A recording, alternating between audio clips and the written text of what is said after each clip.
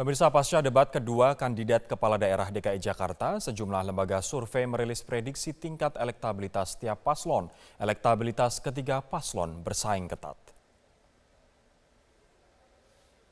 Pasca debat kedua, lembaga riset politik yakni Populi Center dan Poltreking Indonesia melakukan survei terkait elektabilitas ketiga pasangan calon gubernur dan wakil gubernur yang bertarung di Pilkada DKI Jakarta 2017.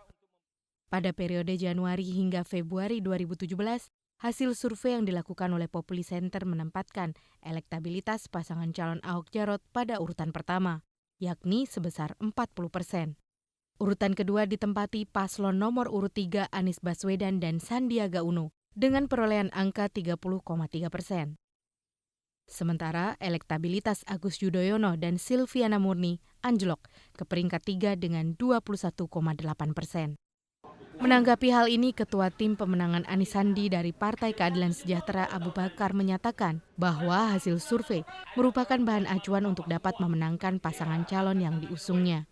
Kita melihat survei ini tetap adalah sebagai standar secara profesional untuk menghitung kekuatan kita. Kita nggak bisa anggap enteng survei, tapi tidak juga anggap segala-galanya survei. Tetap lapangan itu harus bekerja, tapi survei sebagai bahan acuan. Dari sejumlah survei yang dilakukan sejak September 2016, elektabilitas Ahok Jarot konsisten memimpin. Meski sempat turun di periode Oktober dan November 2016, elektabilitas Ahok Jarot kembali naik pada bulan Desember 2016. Elektabilitas Agus Silvi sempat naik pada Oktober hingga Desember 2016, hingga menempatkan pasangan Anies Sandi pada urutan ketiga.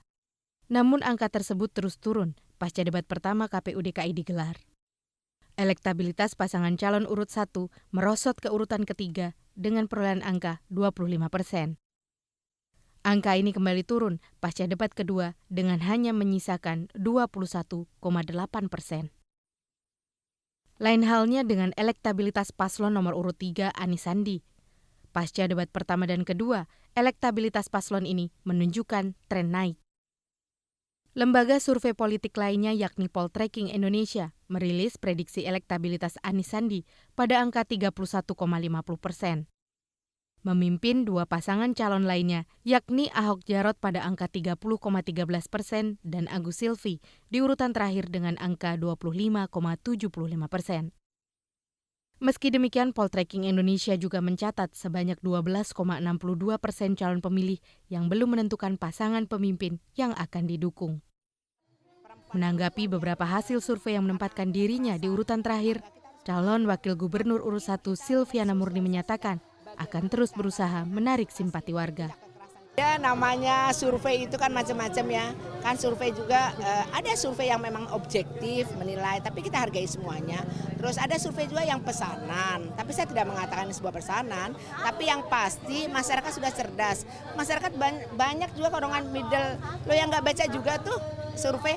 Yang penting kalau kita berada di atas, kita bersyukur, alhamdulillah. Kalau kita berada di bawah makin semangat dong. Karena kayaknya nggak sesuai deh dengan kenyataan di lapangan. Karena kalau saya turun ke lapangan, rasanya respon masyarakat cukup baik. Ya, silakan saja menilai. Pasca tahapan debat kedua calon gubernur dan wakil gubernur DKI Jakarta pada Jumat 27 Januari 2017 lalu, persaingan elektabilitas tiga pasang calon semakin ketat. Tim Liputan Metro TV.